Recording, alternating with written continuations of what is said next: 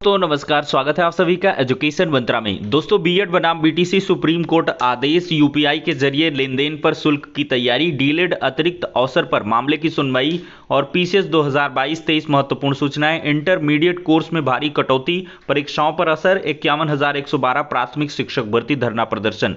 तो दोस्तों चलिए सारी अपडेट्स को हम इन डिटेल देख लेते हैं। दोस्तों सबसे पहले हम बात करेंगे बीएड बनाम बीटीसी सुप्रीम कोर्ट ऑर्डर के बारे में। दोस्तों इस ऑर्डर का इंतजार पूरे देश के करोड़ों बीएड और बीटीसी डिग्रीधारी, डिप्लोमाधारी कर रहे हैं। और दोस्तों इंतज़ार के क्रम में अब आपका इंतज़ार बहुत जल्द खत्म होने वाला है। उसके पीछे की वजह यह है कि सुप्रीम कोर्ट में जो अप्रैल का पहला सप्ताह है वो छुट्टियों से भरा हुआ है और ऐसे में दूसरे और तीसरे सप्ताह में आपके ऑर्डर आने की संभावनाएं बहुत ही ज़्यादा हैं। एडवोकेट पैनल के वार्ताक्रम में ये चीज़ें निकल के आ रही हैं कि जो आपका आदेश है वो दोस्तों दूसरे और तीसरे हफ्ते में कभी भी आ सकता है। ये दोस्तों अप्रैल का कैलेंडर खुला हुआ है, यहाँ पर देख सकते हैं कि ये मान लीजिए आपका पहला वीक है, लेकिन यहाँ पर ये आपकी कुछ छुट्टियां दिखाई पड़ रही होंगी और दूसरे सप्ताह में देखा जाए तो इस प्रकार से ये यहाँ पर खैर छुट्टियां रहती ही हैं। बाकी देखा जाए तो आपका जो आदेश है इन तिथियों पर कभी भी आ सकता है, यानी कि 10 से 20 के बीच, और ज़्यादा संभावनाएं हैं कि ये 10 से 13 के बीच में ही आ जाए। और अगर यहाँ पे नहीं आता है तो यहाँ पर 17, 18, 19, 20, 21 इन डेट पर कभी भी ये दिखाई पड़ सकता है आपका आदेश। और ये दोस्तों देखा जाए तो सीजेआई जो चंद्रचूड़ साहब हैं उनका एक लल्लन टॉप में जो इंटरव्यू है उसमें भी उन्होंने साफ तौर पर कहा है कि जो सुप्रीम कोर्ट में छुट्टियां होती हैं पब्लिक ये नहीं जानती है कि ये छुट्टियां एक्चुअल में ऑर्डर्स को मॉडिफाई करने के लिए होती हैं। जो रिजर्व्ड ऑर्डर रहते हैं उन पर हम रीइवैल्यूएट कर पाएँ, उन चीज़ों को कायदे से देख पाएँ, ओवरव्यू कर पाएँ, इसके लिए ये छुट्टियां रखी जाती हैं सुप्रीम कोर्ट में और उसमें मदद भी करती हैं। तो कुल मिलाकर इन छुट्टियों के दौर में जरूर जो बीएड बनाम बीटीसी का आदेश है इस पर कार्य होगा और इसकी जो डिलीवरी है वो पॉसिबल है कि आपकी जो है दोस्तों यहां से 10 से 20 अप्रैल के बीच हो जाए। जो जैसी अपडेट आ जाएगी आपको हम तुरंत इन्फॉर्म करेंगे। अब इंतजार रहेगा, नेक्स्ट वीक आपका काफी इंपॉर्टेंट रहने वाला है। दोस्तों देखा जाए तो यूपीआई के जरिए लेन देन पर 0.3% का शुल्क लगा सकती है सरकार। सुविधा शुल्क से एक वर्ष में 5,000 करोड़ रुपए जुटाने की उम्मीद है।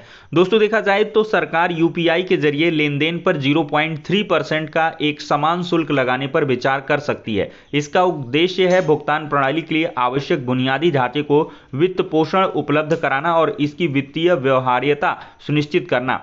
तो दोस्तों आईआईटी बॉम्बे द्वारा charges for PPI based UPI payments the deception शीर्षक से प्रकाशित अध्ययन में कहा गया है कि 0.3% सुविधा शुल्क से 23-24 में लगभग 5,000 करोड़ रुपए जुटाए जा सकते हैं।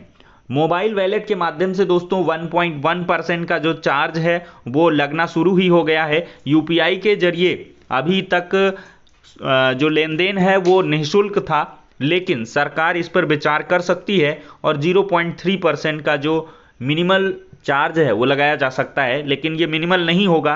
1,000 रुपये आप किसी को ट्रांसफ़र करते हैं यूपीआई के माध्यम से तो 3 रुपये की आपकी जो कटौती है वो हो जाएगी।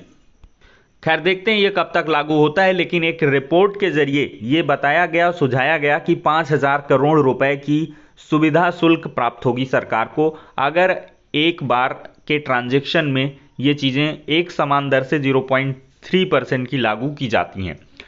खैर देखते हैं अगर ये लागू होता है तो आम जन के लिए एक समस्या का बिंदु होगा, क्योंकि अतिरिक्त बोझ होगा। सरकार वैसे भी डिजिटल पेमेंट को बढ़ावा दे रही है और इसी वजह से डिजिटल माध्यम से पेमेंट लाया गया है, लेकिन डिजिटल ट्रांजैक्शंस पर अगर इस प्रकार के चार्जेस लगाए जाते हैं तो अवश्य ही वही फिर रिवर्स पोजीशन होगी और लोग ज़्यादा से ज़्यादा कैश में लेन देन करना पसंद करेंगे।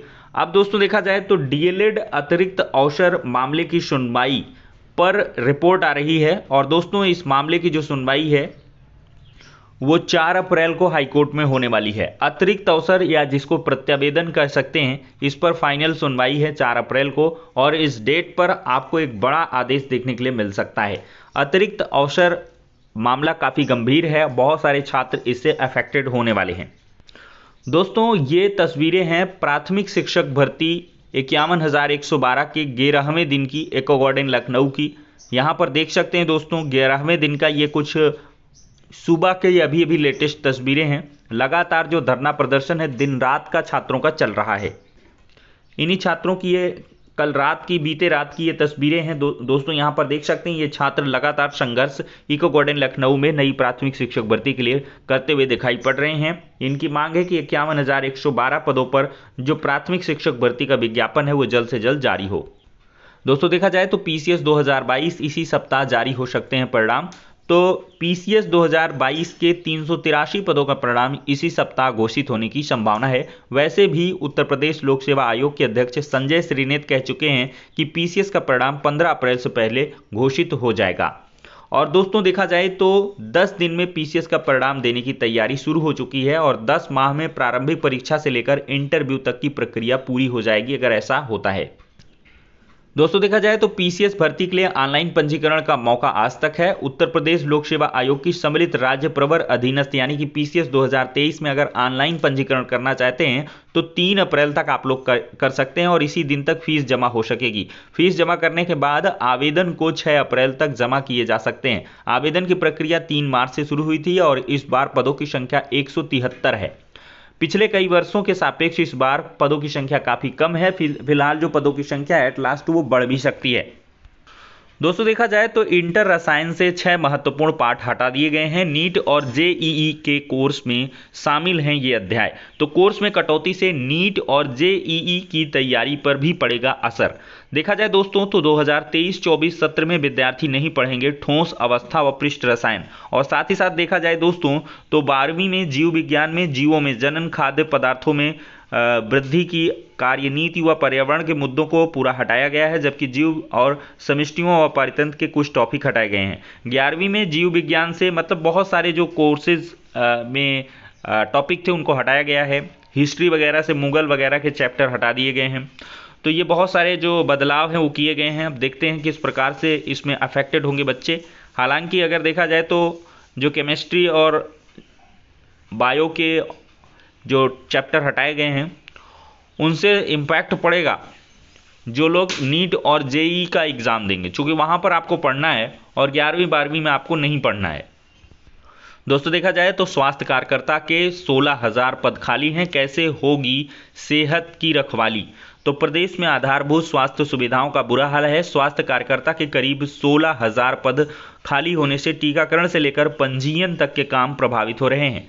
तो भर्ती का मामला कोर्ट में लंबित है। एएनएम की भर्ती आई थी और जिस पर पैरवी चल रही है, अन्य खाली पदों को भरने की प्रक्रिया चल रही है। वैकल्पिक व्यवस्था के जरिए विभिन्न स्वास्थ्य कार्यक्रम चलाए जा रहे हैं। पार्थ सारथी सेन शर्मा हैं प्रमुख सचिव चिकित्सा और स्वास्थ्य। तो दोस्तों ये हो गया आज का इंपॉर्टेंट वीडियो। पसंद आया हो तो लाइक एंड शेयर करें। नेक्स्ट वीडियो में मिलते हैं।